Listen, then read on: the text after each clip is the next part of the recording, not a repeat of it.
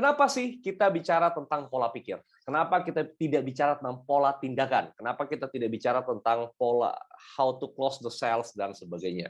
Bagaimana handling objection dan seterusnya? Kenapa kita bicara tentang mengubah tadi tekanan menjadi tantangan? Teman-teman, Bapak Ibu sekalian, hasil yang kita peroleh datangnya dari pola pikir kita.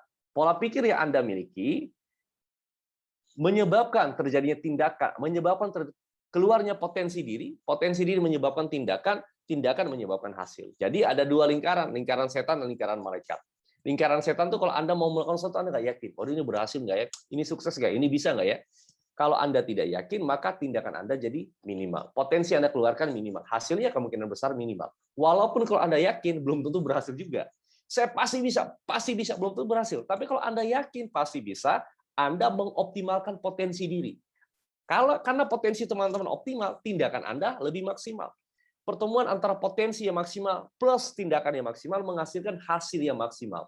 Dan hasil yang maksimal ini akan memperkuat keyakinan awal Anda bahwa Anda bisa, Anda mampu, dan Anda dapat melakukan. Itulah kenapa penting kalau kita bicara tentang mindset dan pola pikir. Apa sih mindset itu? Mindset adalah sekumpulan belief yang mempengaruhi sikap, perilaku, tindakan, serta hasil yang saya dan Anda terima. Saya ulangi ya. Mindset adalah sekumpulan kepercayaan yang mempengaruhi sikap, perilaku, tindakan, serta hasil yang Anda dan saya akan peroleh. Anda dan saya akan terima. Jadi mindset adalah sekumpulan belief.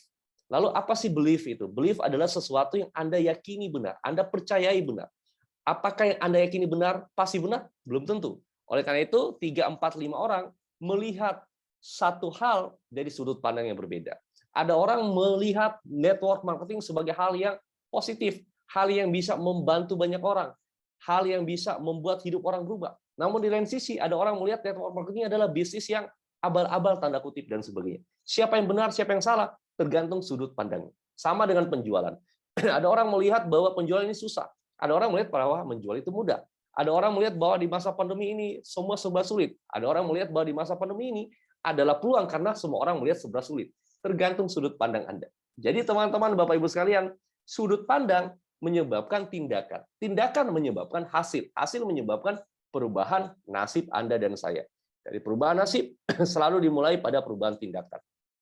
Tindakan berubah kalau sudut pandang Anda berubah. Lalu pertanyaannya adalah, tentu tidak semudah itu kalau kita ingin mengubah penolakan atau tekanan menjadi tantangan. Gimana caranya? Teman-teman, Bapak Ibu sekalian, semua kejadian yang terjadi dalam hidup kita, sekali lagi, semua hal yang terjadi dalam hidup kita, termasuk penolakan-penolakan yang Anda terima, itu tidak pernah ada artinya sampai Anda memberi arti. Arti yang Anda berikan itulah yang mempengaruhi tindakan Anda selanjutnya. Contoh misalnya ya, kalau Anda misalnya ditolak, lalu Anda memberi arti, waduh, ini memang susah ya jualan saat pandemi. Hal yang terjadi adalah arti yang Anda lekatkan di penolakan itu bahwa susah jualan masa pandemi, menyebabkan di kemudian hari Anda akan berusaha. Kenapa? Karena Anda sudah memberi arti tadi. Sebaliknya, Anda ditolak di masa pandemi juga. Anda mengatakan, ini berarti saya harus belajar lagi nih untuk jualan. Yang terjadi adalah tindakan Anda adalah memperkaya diri dengan belajar. Dua orang yang mengalami hal yang sama, tindakannya bisa berbeda. Kenapa? Karena arti yang mereka berikan di tindakan itu berbeda. Sebuah peribahasa mengatakan, ada dua orang melihat dari balik teruji besi, dari balik jeruji besi. Yang satu melihat bintang, yang satu melihat lumpur. Dua orang melihat sesuatu hal yang sama di depan mata mereka, yang satu melihat keindahan, yang satu melihat keterpurukan, tergantung sudut pandang Anda. Jadi pertanyaan besar kedua adalah, bagaimana caranya teman-teman mengubah sudut pandang kita? Bagaimana Anda mengubah kejadian yang menimpa Anda, sehingga Anda lebih produktif, sehingga Anda tertantang, bukannya tertekan. Jadi seringkali teman-teman, Bapak Ibu sekalian, saya berkali-kali dalam hidup ini mengalami tantangan. Namun saya melihat itu atau mengartikan tantangan, bukan tekanan. Contoh misalnya, satu saat, beberapa tahun yang lalu, 11-12 tahun yang lalu, saya menulis buku saya yang pertama. Saya sangat bangga, euforia, bukunya akhirnya terbit. Ada perasaan yang luar biasa ketika Anda melalui satu proses yang panjang, di mana Anda nulis buku, kemudian buku itu akhirnya Anda tawarkan ke beberapa publisher, lalu dari beberapa publisher tadi banyak yang PHP, banyak yang ghosting gitu, iya, cari lagi nggak ada, atau banyak yang kirim surat balik mengatakan bahwa Anda belum layak atau buku Anda belum bisa diterbitkan, dan akhirnya ada satu penerbit yang menerima buku Anda atau buku saya. Nah, euforianya luar biasa. Saya sangat senang sekali dengan kejadian itu. Lalu buku ini saya bagikanlah ke orang-orang yang saya kenal. Buku ini saya bagikan ke teman-teman baik saya. Jadi saya bagikan ke salah satu sahabat saya, dan beliau secara akademis itu punya pengetahuan yang tinggi. Jadi beliau adalah salah satu rektor di sebuah universitas. Saya bagikan kepada beliau. Lalu dia baca buku itu, dia katakan begini, Ongki, you tahu nggak, you nulis buku ini nggak sesuai dengan kaidah penulisan. Nah, saya kaget. Buku sudah terbit, ada orang yang mengatakan tidak sesuai dengan kaidah penulisan. Lalu saya tanya, apa yang membuat tidak sesuai, Pak? Dia katakan, ya karena kalau you nulis buku, you harus punya daftar pustaka. Saat itu saya baru tahu kata daftar pustaka, Bapak Ibu. Saya lihat di belakang buku saya memang nggak ada daftar pustaka. Saya cari ke perpustakaan saya, benar, semua buku yang ada di perpustakaan saya rata-rata ada daftar pustakanya. Ya sudah, karena bukunya sudah selesai diterbitkan, saya nggak bisa apa-apa lagi. Namun dalam hati saya tertantang untuk membuktikan bahwa buku ini laku. Saya tertantang untuk membuktikan bahwa saya adalah penulis yang kreatif, penulis yang selalu bisa menulis dengan lebih baik. Hingga buku saya ke-7 terbit, saya berikan kepada beliau terakhir, saya tanya, karena saya tidak lagi di kota lama saya dan kita nggak ketemu, lewat kiriman saya kirim dan lewat telepon saya konfirmasi apakah beliau sudah terima atau belum. Saya tanya, Pak, apakah bukunya sudah terima? Dia katakan sudah, terima kasih atas kirimannya, Ongki. You hebat, kata dia. Lalu saya tanya, Pak, saya sudah nulis 7 buah buku. Bapak nulis berapa buku sekarang? Dia katakan, waduh, saya sibuk nih, nggak sempat nulis seperti kamu luar biasa lah. Artinya adalah kadang-kadang orang yang mengkritik kita tidak sehebat kita juga. Kadang-kadang orang yang menolak Anda tidak sehebat Anda juga. Jadi poin yang pertama, teman-teman, Bapak Ibu sekalian, dalam satu situasi apapun, Anda lihat dalam dua sisi. Anda membuktikan diri untuk jadi lebih baik, atau Anda membuktikan diri seperti yang dia ucapkan. Jadi kalau ada orang yang menolak Anda bisa, aduh, multi level susah. Aduh, bisnis sekarang nih nggak ada orang mau join. Anda bisa membenarkan ucapan dia dengan down dan tertekan, atau sebaliknya, Anda bisa mematahkan ucapan dia dengan tertantang untuk membuktikan sebaliknya. Ini pilihan bagi Bapak Ibu. Tapi saya selalu ditantang. Saya adalah orang yang suka ditantang. Suka ditantang untuk hal-hal seperti itu. Jadi saya ingat persis dulu ya. Saya punya satu kisah yang kurang menyenangkan. Satu saat, teman-teman, ini saya jarang ceritakan. Saya join di satu perusahaan network marketing. Lalu join di perusahaan itu dan posisi saya lumayan tinggi di middle manager. Dan dua upline saya berkonflik ya. Jadi saya punya dua orang upline berkonflik. Kalau menurut saya yang benar si A, ya menurut saya yang benar si A. Tapi si B ini lebih tinggi peringkatnya dibandingkan si A, ya. Lalu saya pro si A, lalu kita unjuk rasa tanda kutip lah kepada perusahaan dan seterusnya. Singkat cerita, saya dikeluarkan. Ketika saya dikeluarkan, saya SMS saya SMS ke ownernya. Ownernya orang Malaysia kebetulan. Saya SMS, lalu owner katakan, ya itu ada keputusan Anda. Lalu saya katakan, saya ingat persis janji saya. Pak, saya akan membuktikan saya bisa lebih baik dari Anda. Dan hari ini saya membuktikan. Dia hanya nulis 1 buah buku yang terbit di Gramedia, saya tulis 6 buah buku yang terbit di Gramedia. Jadi ketika kejadian apapun menimpa Anda bisa lakukan 2 hal. Anda tertekan atau Anda tertantang. Pertanyaannya, gimana caranya agar bisa melakukan itu? 3 hal ini. Teman-teman, Anda perhatikan dulu ya. 1, Anda ubah fokusnya. Jadi tadi tertantang, kita bicara tentang fokus. Jadi kalau Anda hari ini misalnya ditolak orang, lalu Anda fokus pada penolakan itu, kenapa dia menolak saya, Anda fokus ke orangnya, kenapa sih orang ini kok pelit banget, saya jualan nggak mau beli, dan sebagainya. Anda ubah fokusnya. Lalu yang kedua adalah Anda ubah arti dari penolakan itu. Nah, sebentar kita bicara ini satu persatu ya. Lalu yang ketiga, Anda ubah filenya, ubah programnya. Gimana cara ubah fokus, gimana cara ubah arti, gimana cara ubah file, nah kita masuk satu persatu. Yuk, cara ubah fokus. Ini yang sudah saya bahas tadi ya. Apapun kejadian yang menimpa Anda bisa sekali lagi mengambil sikap dalam 2 hal tadi, tertekan atau tertantang. Sama teman-teman. Saya misalnya contoh ya, saya tadi sebelum talkshow ini ada yang nawarin saya tanah, ya, nawarin saya tanah. Lalu saya saat ini tidak ada budget untuk mengambil tanah itu. Saya bisa tertekan, aduh, ini tanah ini bagus banget nih ya, tapi gimana ya? Saya nggak ada budget untuk ambil tanah itu karena saya baru beli tanah ya. Beberapa minggu lalu saya baru beli tanah gitu. Mungkin saya ambil lagi. Gimana ya? Saya tertekan. Tapi saya di satu sisi saya bisa seperti itu. Di sisi yang lain saya bisa punya pola pikir, wah ini ada tanah menarik nih ya. Saya tertantang gimana caranya untuk bisa beli tanah ini. Ketika saya berpikir gimana caranya, nah saya ingat, oh ini ada satu teman nih, ya saya ajak joinnya ya teman ini. Dan yang terjadi adalah dia juga mau karena dia tahu daerah tersebut dan akhirnya kemungkinan besar jadi diambil. Nah singkat cerita, kalau Anda tertekan, maka Anda akan depresi, frustrasi, dan putus asa. Kalau Anda tertantang, Anda mengeluarkan adrenalin Anda mengeluarkan potensi Anda mengeluarkan yang disebut dengan raksasa dalam diri Anda untuk membuktikan. Kalau Anda tertantang, Anda tertekan, ya Anda kalah. Kalau Anda tertantang, Anda ada kemungkinan menang. Kalau Anda tertekan, Anda gampang menyerah. Kalau Anda tertantang, Anda justru menyerang. Sama, saya sering katakan begini. Banyak orang, ini contoh yang kita alami sehari-hari ya. Saat ini saya tahu kondisi teman-teman atau kondisi bukan teman-teman. Kondisi mayoritas orang lagi dalam kondisi yang tidak mudah saat ini ya.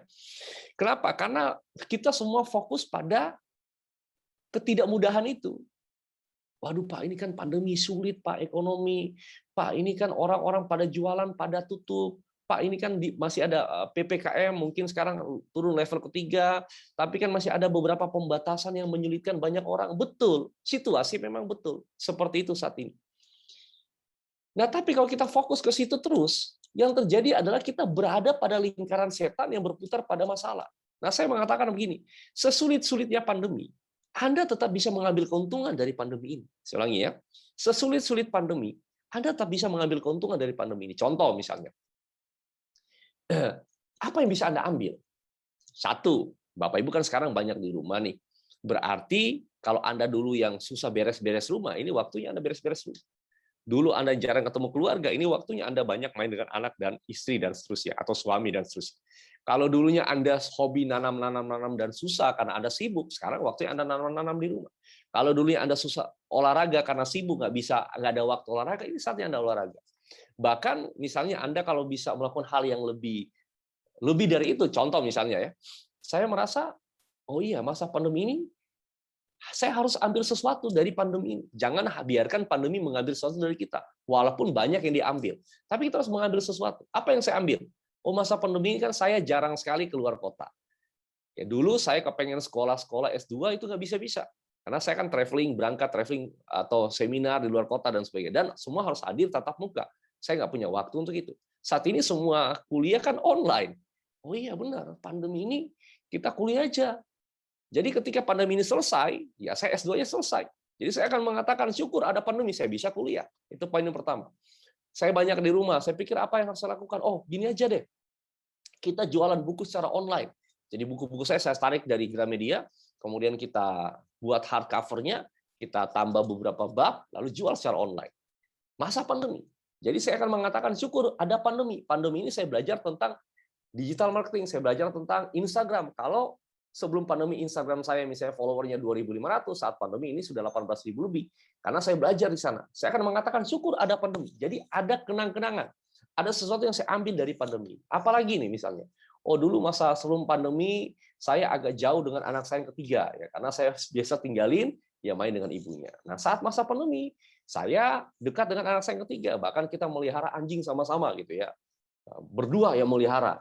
Jadi akhirnya ada keuntungan. Dan saya mengatakan syukur ada pandemi, walaupun banyak mudaratnya, tapi ada faktor-faktor yang saya bisa dapatkan keuntungan-keuntungan dari masa pandemi. Ini yang kita bicara tentang fokus. Sama teman-teman Bapak Ibu, kalau Anda mengatakan pandemi ini uang beredarnya sulit, orang menahan belanja, banyak orang yang bangkrut, betul. Tetapi kalau Anda tetap berkutat di sini, yang terjadi adalah Anda tidak pernah mendapatkan keuntungan karena Anda selalu tertekan. Anda tidak tertantang untuk membuktikan diri. Gampangnya gini lah. Kemarin saya telepon satu teman saya, salah satu peserta seminar saya namanya Miko. Miko ini ada di Medan dulu, beliau ini distributor dari buah di sana, kemudian 4-5 tahun lalu pindah ke sembako. Lalu saya tanya, kebetulan di ulang tahun, saya kasih selamat ulang tahun, saya tanya, Mik, gimana bisnisnya? Wah, maju Pak. Saya katakan, good. Lalu dia sampaikan satu hal, Pak, banyak orang mengatakan krisis. Betul krisis. Tapi Pak Ongki coba cek. Dari 10 toko sembako, 9 mengatakan krisis, 1 pasti tumbuh. Saya katakan betul. Dari bisnis apapun, Bapak Ibu sekalian, apakah penjualan apapun, Anda cek aja deh. Dari 10 penjual, pasti ada yang mayoritas mengatakan krisis. Betul. Tapi pasti ada yang untung. Pertanyaannya kenapa dia untung? Situasinya sama, kondisinya sama, pola pikirnya yang berbeda. Kenapa? Karena mereka fokusnya berbeda. Kalau Anda fokusnya berbeda, betul ada tantangan, tapi Anda selalu menemukan jalan keluar di balik tantangan karena rasa optimisme tadi. Rasa optimisme itu yang membuat teman-teman dan saya bisa melihat celah atau membuat celah di antara kesulitan yang ada. Dan itu disebut dengan mengubah fokus. Jadi sekali lagi teman-teman, kalau Anda ditolak, Anda belum berhasil, yuk Anda tertekan untuk membuktikan. Apalagi kalau teman-teman Anda, misalnya contoh, mendapatkan sindiran, atau ucapan, atau perlakuan tanda kutip yang tidak nyaman dari orang lain. Ini adalah saat yang empuk bagi Anda untuk membuktikan diri. Teman-teman, yang kedua. Yang kedua adalah mengubah arti. Jadi semua kejadian yang menimpa Anda, termasuk penolakan yang Anda dapatkan, Anda bisa mengubah arti, atau Anda bisa memberi arti. Arti yang pertama adalah Anda blame, Anda menyalahkan. Ya, ini saya jualan nggak laku karena ya memang orang lagi nggak butuh produk-produk ini, Pak. Orang lagi butuh untuk makan. Anda menyalahkan. Salah nggak? Nggak salah, memang situasinya begitu. Atau misalnya contoh, Anda jualan dan belum laku, orang menolak Anda katakan, ya kita maklumi saja, mereka juga mungkin butuh uang, dan seterusnya. Yang Anda ucapkan benar, betul. Tapi kalau Anda ucapkan hal itu, Anda tidak pernah belajar dari kegagalan Anda atau ketidakberhasilan Anda. Yang adalah kita akan reframe. Apa itu reframe dan bagaimana kita melakukan reframe? Nah, sebentar saya akan bahas. Ya. Satu masalah, dua solusi. Ya, kalau Anda fokus kepada masalah, yang terjadi adalah Anda tidak akan pernah menemukan solusi. Teman-teman, saya ingat persis satu saat tuh saya pernah undang salah satu peserta seminar ya akhirnya jadi pembicara ya, namanya Fuad Saki ya. Jadi si Pak Fuad ini adalah trainer yang ada di Surabaya. Kemudian saya biasanya ngundang beliau ngisi di kelas saya. Satu saat saya ngundang beliau ngisi dan betul beliau datang, kemudian tiba di acara itu yang agak kaget. Biasanya beliau agak rapi gitu ya, tibanya pakai jas, hari ini hanya pakai kemeja putih dan celana jeans ya. Lalu saya melihat ada sedikit perbedaan dari penampilannya. Saya tanya, Pak, hari ini kok tumben nggak bawa jas? Dia katakan, iya nih Pak Ongki, saya juga sebetulnya nggak bawa apa-apa. Loh, nggak bawa apa-apa maksudnya gimana? Lalu dia cerita, gini Pak, saya akan ambil pesawat malam dari Surabaya ke Jakarta. Lalu saya nongkrong di kafe. Saya nggak dengar panggilan pertama, panggilan kedua, panggilan ketiga, saya nggak dengar. Sampai si kru dari airlines itu berlari untuk manggil nama saya, karena saya panik. Lalu saya angkat tangan, saya di sini Pak. Mereka nyeret saya, katakan, ayo Pak, naik pesawat, ini sudah mau berangkat. Lalu dia bergegas lari naik ke atas pesawat, duduk di sana. Dia baru ingat kopernya ketinggalan di kafe. Dia katakan ke pramugari, Mbak, itu koper saya ketinggalan di kafe, Mbak. Saya mau turun ambil, nggak bisa Pak. Ini sudah mau berangkat, itu tinggal nunggu Bapak aja nih. Terus gimana? Nanti kita kirim Pak.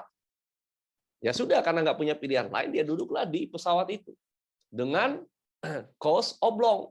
Belum ada kemeja dan jasnya ditaruh di koper tadi dengan kaos oblong. Lalu duduk, pesawat tiba, turun di bandara, lalu dia naik taksi. Itu jam 1, jam 2 dini hari. Dia katakan kepada supir, Pak, saya besok ada acara, Pak. Saya butuh kemeja. Ada nggak ya yang buka? Supirnya liatin ke belakang, dia katakan, Mas, ini jam 1 malam, nggak ada yang buka. Tapi karena dia anak yang ngotot, dia katakan sekali lagi, Pak, coba Bapak pikirin, Pak. Ada nggak yang buka malam-malam begini? Lalu supir untuk kedua kali liatin ke belakang, dia katakan, Mas, ini hampir subuh, nggak ada yang buka. Lalu ketiga kali katakan, Pak, coba Bapak ingat-ingat deh, Pak. Toko yang buka, Pak. Saya harus punya kemeja. Besok pagi saya mau acara, Pak. Nggak mungkin saya pakai t-shirt. Lalu si supir itu berhenti, minggir, Lalu supir katakan, oh iya ada Mas. Tapi Mas jangan turun ya, kata dia. Mas jangan turun. Lalu dia katakan, siap. Supirnya jalan. Singkat cerita karena dia nggak tahu daerah mana, dia katakan, pokoknya saya nggak tahu Pak daerah mana, tapi di situ banyak kafe. Nah lalu berhentilah supir di sana. Supir katakan kepada sahabat saya, Mas jangan turun ya. Ukuran kemeja berapa? 15,5 ya. Nih dia ngasih uang 300.000, masuk ke supir ke dalam, keluar bawa kemeja putih ya.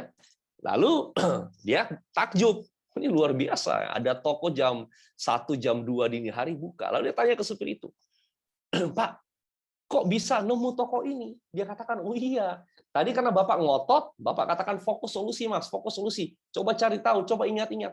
Nah saya malah jadi ingat. Dulu tuh saya supir pribadi. Jadi bos saya sering dugem, kata dia. Lalu karena kalau dugem, pulang itu harus beli baju baru. Karena kalau enggak dicium istrinya pasti dimarahin. Jadi akhirnya dia tahu tempat beli baju tadi. Di sana teman-teman saya belajar bahwa ketika ada masalah, lalu Anda fokus kepada masalahnya, yang terjadi Anda tidak keluar dari masalah itu. Sama dengan penjualan. Kalau hari ini Anda ditolak, Anda fokus kenapa dia menolak saya, dan seterusnya, Anda tidak akan belajar. Jadi gampangnya begini. Ada 2 pertanyaan wajib yang teman-teman tanyakan, yaitu why dan how. Nah, saya bicara ini ke salah satu peserta atau salah satu supervisor di HM Sampurna. Lalu penjualannya meningkat. Lalu saya tanya, namanya Pak Nur. Pak Nur, gimana kok penjualan bisa meningkat? Dia katakan, iya Pak Ungki ajarin dulu, yaitu fokus pada solusi. Jadi dulunya dia supervisor, anak buahnya kalau nggak mencapai target, dia bisa nanya, kenapa kamu nggak capai target? Anak buah ini akan mengeluarkan unek-unek. Wah Pak, ini kompetitor jualan murah Pak. Ini banyak insentif dari kompetitor dan seterusnya. Jadi yang terjadi adalah ketika dia tanyanya why, yang muncul adalah sejuta alasan. Lalu dia ubah pertanyaannya adalah how. Ketika anak-anak buah ini tidak mencapai target, dia tanya, bagaimana agar bulan depan kamu capai target?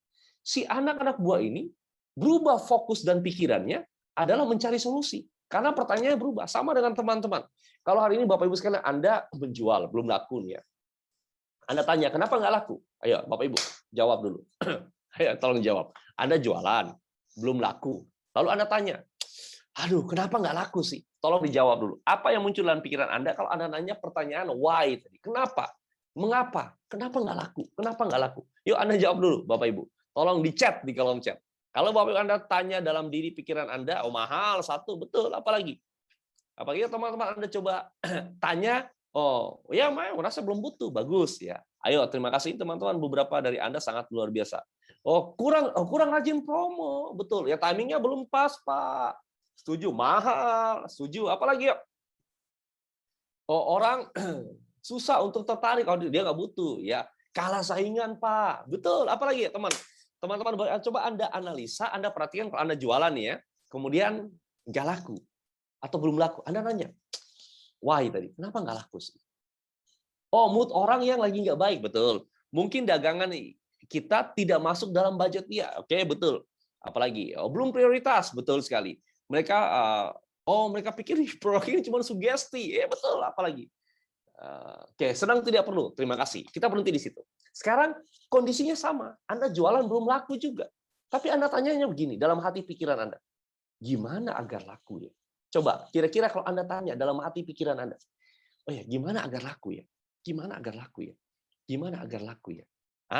Banyak promosi. Oke, apalagi? Oke, buka mindset-nya orang itu. Boleh, apalagi? Apalagi, yuk. Share terus, betul. Apalagi? Coba Bapak Ibu, rubah strategi. Terima kasih. Oh, ngasih penjelasan lebih baik. Terima kasih. Rajin promosi, ngasih penawaran yang menarik. Terima kasih. Apalagi kira-kira? Edukasi dengan lebih detail, betul.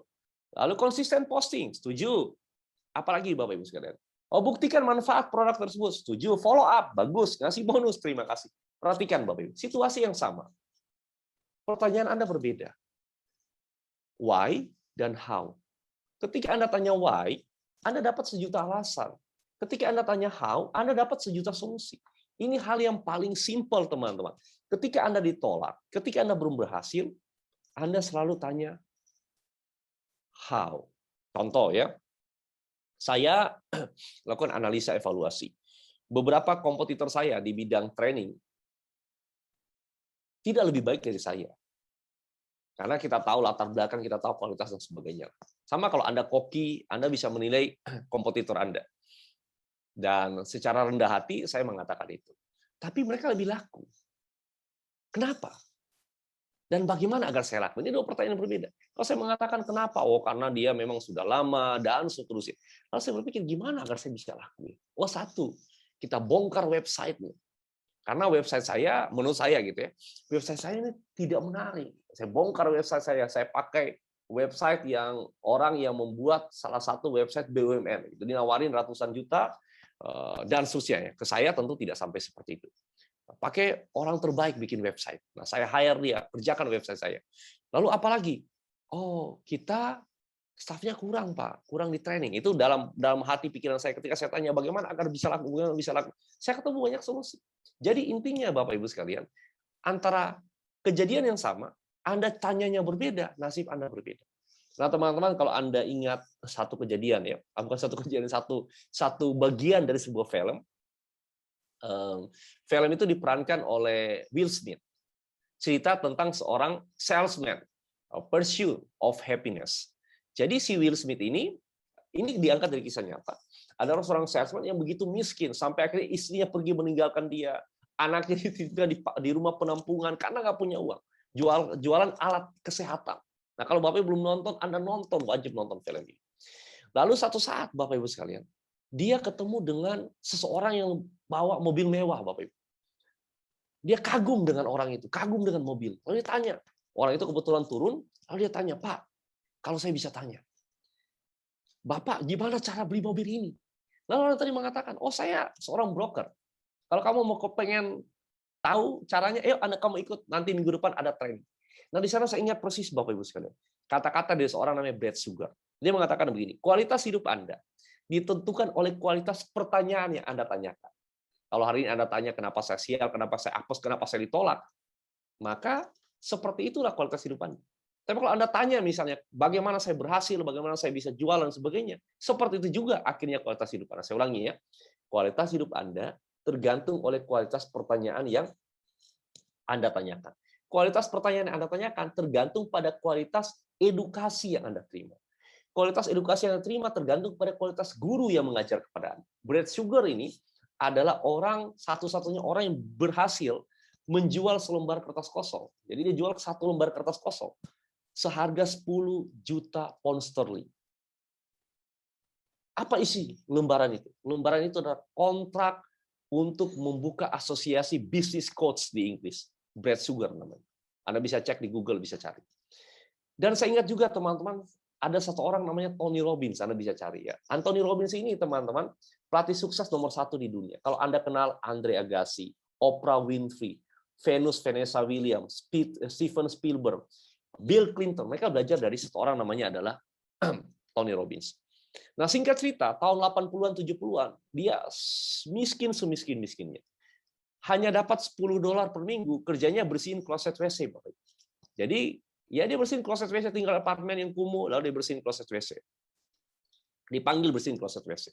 Satu saat, dia diajak oleh tetangganya mau pindah. Karena badannya besar, 2,10 meter, badannya besar, angkat barang kan mudah bagi dia, badannya besar. Tetangganya mengatakan, Ton, lu lagi sibuk apa? Nganggur. Bantuin saya mindahin barang-barang. Dia tanya, bayarannya berapa? $10 per hari. Wah, lumayan ya, $10 per minggu, sekarang $10 per hari. Duduklah depan truk, dikemudi oleh, di drive oleh si supir truk tadi. Lalu Tony tanya, kamu mau pindah di mana? Kan tetanggaan dulu di apartemen kumuh. Dia katakan, oh di perumahan depan. Lalu mereka masuk ke perumahan mewah. Nah, di sana dia tanya, Bapak Ibu, Tony tanya, kamu beli rumah di sini? Lalu supir mengatakan, betul. Loh, kamu kan supir truk. Kok bisa beli rumah di sini? Gimana ceritanya? Lalu dikatakan, iya, saya dulu supir truk. Tapi sekarang saya punya bisnis penyewaan truk. Gimana caranya kamu tiba-tiba hidupnya berubah? Nah, teman-teman, kualitas hidup Anda ditentukan oleh kualitas pertanyaan yang Anda tanyakan. Kalau hari ini Anda mengalami penolakan, kesulitan, tantangan, ketidakmudahan, Anda tanya kenapa, maka Anda menemukan sejuta alasan. Kalau Anda tanya bagaimana, Anda menemukan sejuta solusi. Pilihan ada di tangan Anda. Nah, singkat cerita, si supir tadi mengatakan hidup saya berubah karena ikut seminar dari Jim Rohn. Jim Rohn ini adalah the dengkot seminar di dunia. Semua pembicara sukses pasti pernah ikut seminar dari Jim Rohn. Anda bisa cek di Google, bisa ikut videonya dan sebagainya karena beliau sudah almarhum. Lalu si supir katakan, kamu kalau mau ikut ya seminar Jim Rohn. Lalu si Tony ikut seminar Jim Rohn, hidupnya berubah. Akibat dari sebuah pertanyaan yang dia tanya. Si Will Smith hidupnya berubah. Akibat dari sebuah pertanyaan yang ditanyakan. Anda pun hidupnya bisa berubah. Akibat hanya dari sebuah pertanyaan yang Anda tanyakan. Lalu teman-teman, poin yang berikutnya.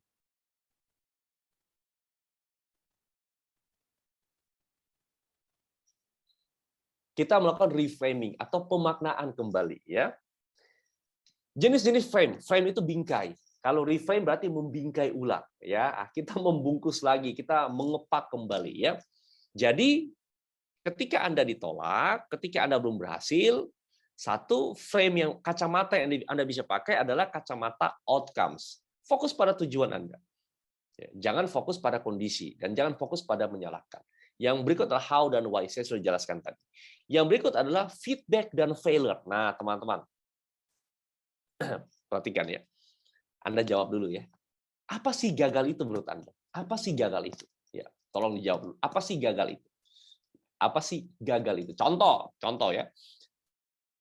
Sambil teman-teman jawab, contoh, saya jualan ballpoint ke Anda nih, saya jualan ballpoint ya. Pak, saya jualan ballpoint nih, saya nawarin ke Anda. Lalu Anda tidak beli. Pertanyaan saya adalah, apakah saya gagal? Ayo, tolong Anda jawab dulu. Apakah saya gagal? Ayo, tolong dijawab dulu ya. Ayo, saya jualan ballpoint nih ya. Saya jualan ballpoint ke Bapak Ibu. Lalu Anda tidak membeli ballpoint saya. Pertanyaan saya adalah, apakah saya gagal? Ayo. Oke, ini bagus nih, Yuliana. Belum gagal. Tidak, kata Lili ya. Oke. Belum berhasil.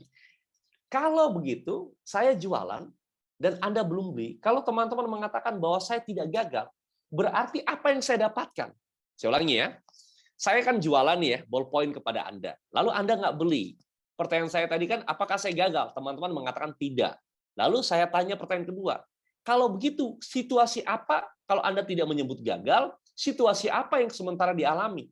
Ketika Anda menjual dan Anda ditolak, berarti kalau Anda tidak mengatakan gagal, situasi apa? Kita namakan situasi apa? Kondisi itu. Ayo, pengalaman, terima kasih. Situasi yang kita namakan adalah hasil sementara yang tidak seperti yang Anda harapkan. Jadi gagal itu adalah hasil akhir. Kalau Anda tidak menyerah, Anda tidak putus asa, Anda masih mau berusaha lagi, yang Anda dapatkan itu bukan hasil akhir, itu hasil sementara yang tidak membuat, atau saya ulangi, hasil sementara yang tidak sesuai dengan apa yang Anda harapkan. Saya ulangi ya, saya jualan ballpoint kepada Anda tidak beli. Apakah saya gagal? Tidak, saya hanya mendapatkan sebuah hasil sementara yang tidak saya harapkan. Lalu hasil sementara ini, kalau kita bedah, ada unsur pengetahuan, pengalaman di sana. Teman-teman, ada satu orang yang sangat amat terkenal, The Wolf of Wall Street, buku filmnya ya. Orang ini serigala dari Wall Street, bahasa Indonesia. The Wolf of Wall Street, serigala dari Wall Street. Dan orang ini, teman-teman, adalah orang yang paling jago jualan. Ya, diangkat jadi sebuah film, kemudian dia membuat seminar-seminar sebagainya. Dia melatih banyak sales yang ibu-ibu rumah tangga jadi sales yang luar biasa dan sebagainya. Pelajaran cuma satu, dia selalu melakukan evaluasi. Jadi ketika dia jualan, kemudian orang tidak membeli, pulang di rumah dia merenung. Tadi prosesnya gimana ya? Saya nawarin, kemudian dia nanya harga. Lalu saya sebutkan harga. Lalu dia mengatakan mahal. Lalu dia mulai melakukan analisa. Oke, berarti di situasi berikutnya, kalau saya nawarkan barang, lalu orang tadi menanyakan harga, saya jangan dulu bilang harganya dulu. Saya sampaikan manfaatnya dulu. Lalu dia selalu melakukan evaluasi. Jadi proses evaluasi inilah, nah betul, yang main adalah Leonardo DiCaprio. Itu diangkat dari satu kisah nyata. Nah, saya pernah ikut seminarnya dia. Nah, saya lupa tuh siapa orang itu. Kalau dapat orangnya tolong di chat ya. Jadi teman-teman, Ini wajahnya agak mirip dengan satu pembicara namanya T. Harv Eker. Jadi saya selalu ingat T. Harv Eker. Agak mirip, ya, agak kecil-kecil. Dia orangnya tidak terlalu tinggi. Ya. Nah, teman-teman, intinya begini. Intinya adalah si pemeran ini atau si tokoh ini adalah orang yang paling jago untuk belajar dari Jordan Belfort, betul, Jordan Belfort. Jadi si Jordan Belfort ini adalah orang yang paling jago belajar. Jadi ketika misalnya Anda jualan ya, kemudian belum diterima. Secara materi Anda belum dapat, tapi secara pelajaran semestinya ada banyak pelajaran terkandung di situ kalau Anda mau belajar. Si Jordan Belfort adalah orang paling jago membuat skrip. Jadi ketika dia jualan belum laku, jadi evaluasi di rumah. Tadi saya ngomong apa? Oh, saya ngomong harganya, dia ngomong mahal. Kalau berikut saya jualan, orang nanya harga, berarti saya jangan dulu ngomong harga, saya ngomong manfaat dulu. Dia tulis lagi. Lalu dia cari pembuktian tentang teori yang baru ditemukan. Dia jualan lagi kan. Lalu orang tadi mengatakan, berapa harganya? Dia nggak ngomong harga. Dia ngomong manfaat. Pak, sebelum kita ngomong harga ini kan relatif. Ini ada 5 manfaat. 1, 2, 3, 4, 5. Oh, ternyata beli. Nah, berarti jadi formula sukses dia. Dia berhasil membuat formula sukses dalam jualan. Si Jordan Belfort. Jadi teman-teman, Bapak Ibu sekalian, ketika Anda dan saya bicara tentang penjualan, dan Anda belum berhasil, maka lakukan namanya, itu bukan kegagalan, itu adalah feedback atau umpan balik untuk membuat Anda punya pengetahuan, Anda punya pengalaman, dan Anda bertumbuh. Yang berikut, kalau Anda mau jualan, jangan berasumsi. Asumsi itu gini, kalau Anda ditolak, ini salah satu paradoks. Paradoks itu gini. Hasil survei 68% sampai 75% pembelian terjadi ketika orang itu menawarkan lebih dari 5 kali. Tawarkan pertama, no. Kedua, no. Ketiga, no. Keempat, no. Kelima, yes. Namun, para salesman menyerah ketika ditolak 4 kali. Jadi rata-rata pembeli itu belinya ketika ditawarkan lebih dari 4 kali, salesman menyerah menawarkan ketika sudah ditolak 4 kali. Jadi siapa yang menang? Salesman yang tangguh, yang tidak berhenti untuk menawarkan. Tapi menawarkan dengan cara yang berbeda. Mau beli, Pak, ini ada produk bagus, hydrogen fountain, mau beli nggak? Belum. Wah, 1 nih, Pak. Pak, mau beli nggak? Belum. Waduh. Pak, mau beli nggak?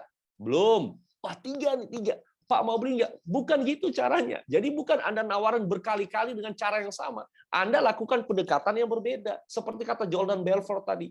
Pulang, dia catat lagi. Tadi dia ngomong belum harga. Oke, kalau ada pembeli atau saya kembali ke dia dan dia ngomong mahal, apa yang akan saya utarakan? Dan ketahuilah teman-teman, penolakan itu cuma berputar-putar di situ.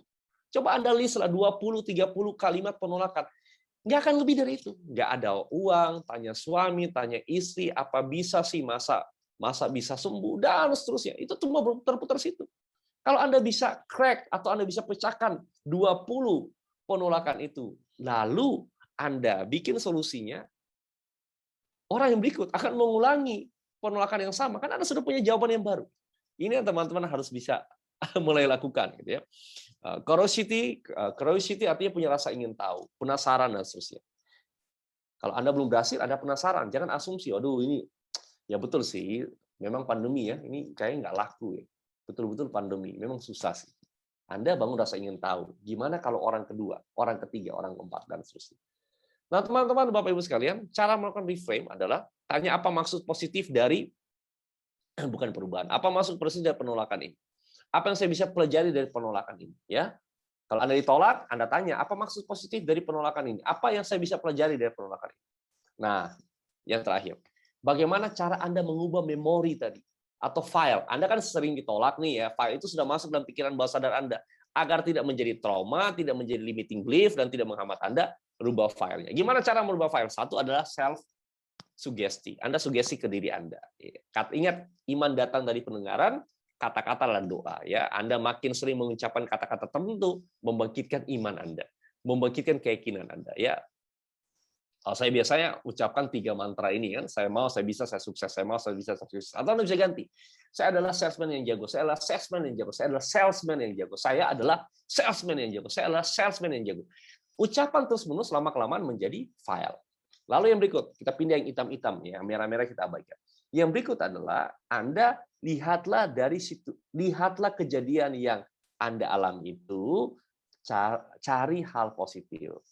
Teman-teman, kalau Anda ditanya gambar apa yang ada di sini, akan ada sejuta jawaban. Kalau sejuta mungkin terlalu banyak, akan ada puluhan jawaban. Jawaban mana yang paling benar? Tergantung sudut pandang Anda. Sama ketika Anda ditolak, Anda bisa memberi banyak arti. Dan arti yang Anda berikan itu benar adanya. Namun, tidak semua arti yang Anda berikan mendekatkan Anda kepada kesuksesan. Pesan saya yang terakhir sebelum saya kembalikan kepada Bu Ira, ketika Anda ingin sukses dalam dunia penjualan, maka hal yang paling penting yang teman-teman harus bangun adalah selalu merasa tertantang untuk membuktikan diri kepada orang yang menolak Anda dan membuktikan diri kepada diri Anda bahwa di kemudian hari Anda bisa lebih baik